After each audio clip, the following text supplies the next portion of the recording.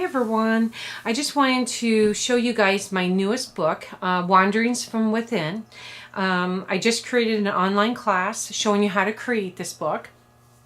Actually, this class is based off of a previous book that I created like a year and a half ago, and it was this one, this one was just called Wanderings. This is Wanderings from Within. This one was featured on the front cover of Stampington magazine, so if you have that one, you'll understand what I'm talking about. So I had numerous requests if I would create a version of this class. Or create a version of this book, I'm sorry. And so that's what this one is. Okay, so let me move this one out of the way. And so in this class, I teach you how to make this book. I also will teach you two different bindings for this book. One is going to be, of course, this, where I incorporate my sticks, okay? Another one is called the pamphlet stitch, which is creating a version like this, okay? So I teach you two different ways to bind your book. So regardless if you create one that's like this or this, I teach you how to do that. Also, in this class, it has over 10.5 hours of video. So this is a huge class, but there's lots of information and fun. So let's get started, okay? Sweet.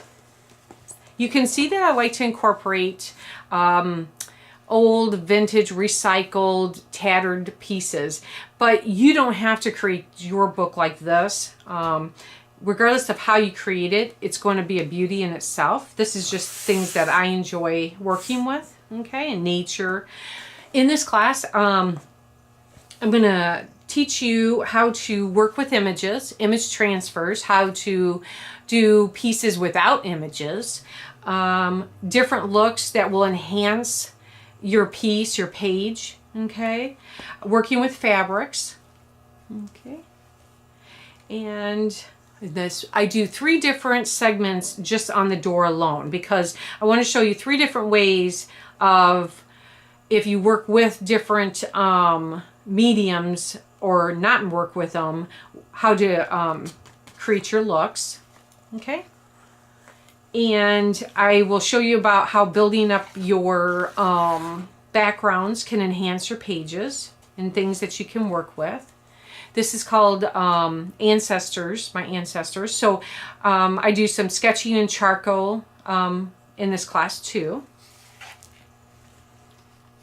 I talk about adding, different elements that can help enhance your page.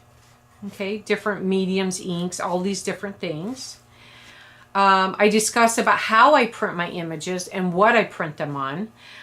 I talk about different things that can intrigue the viewer and bring them in. Okay, different ways. So I do have a segment on stamps, different things like that, how to enhance. This sweet. And the biggest thing that sometimes I get asked many times, I've been creating art for over 22 years, is how do I bring the viewer in, but yet I'm able to bring them back out, bring them back, that kind of thing. So I discuss that in this class too. I will show you how to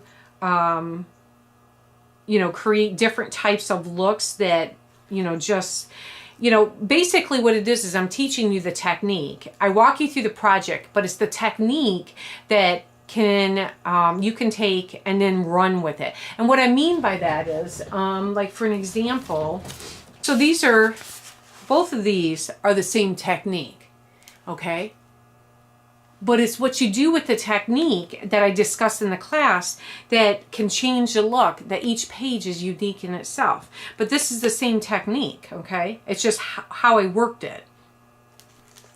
And then I, have numerous segments on ladies and angels and things like that. Another sketch, okay? I walk you through, here's another, this page. How to create these type of atmospheres that really draw the viewer in, these different things like this. In this class too, I came up against a lot of roadblocks. Now I could have edited that out, but I think it's important that a student sees that how to overcome those roadblocks instead of just tossing out your piece, which sometimes I do, but a lot of times I work through the roadblocks, and when I do, they create some amazing pages or pieces. So for this class, I really kept all those in, and I seem to be, with this class especially, I had a lot of roadblocks. So you're really going to watch me work through these things to overcome them, so then they create an end result that you're just, like, oh my gosh, you're in awe of, okay? Sweet. And, again, different ways to draw the viewer in I discuss, and how to keep the viewer on the focal point.